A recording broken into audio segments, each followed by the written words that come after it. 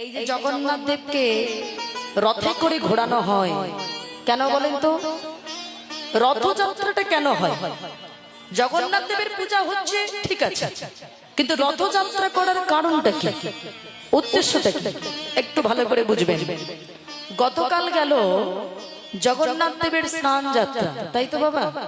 যারা জানেন বা মানেন তারা আপনারা সবাই জানেন জগন্নাথ দেবের স্নান যাত্রা হয়েছে। রথযাত্রা কেন করা হয় আগে ভালো করে শুনে নেন বাবা।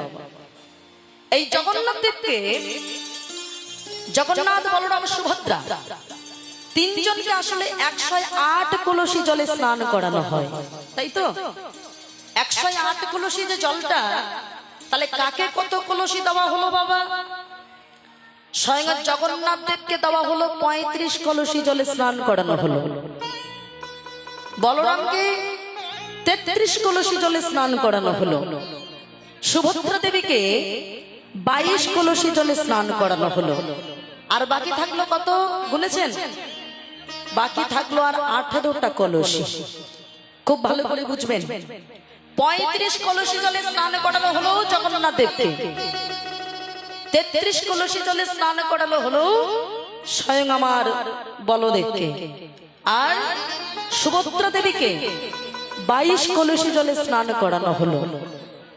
আর সুদর্শন যে চক্র, সেই সুদর্শন চক্রকে 18টি কলসি জলে স্নান করানো হলো।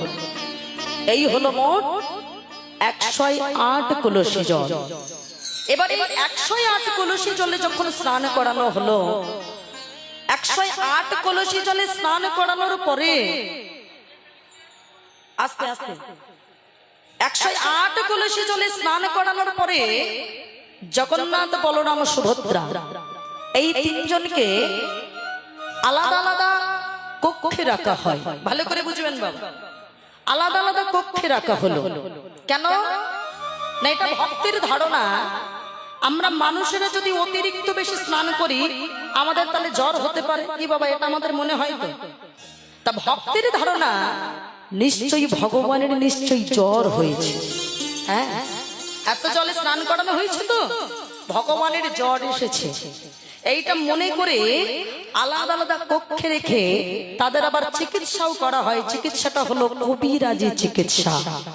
ও মায়েরা, আমাদের মতো হোমিওপ্যাথিক অ্যালোপ্যাথিক নয়, কবিরাজি। এই কবিরাজি চিকিৎসা করে একজন ডাক্তার থাকে যে বলে দেয় যে আমার ভগবান এবার সুস্থ হয়েছে, তাকে এবার ঘোরানো দরকার। মানুষ যখন অসুস্থ থাকে, যখন একটু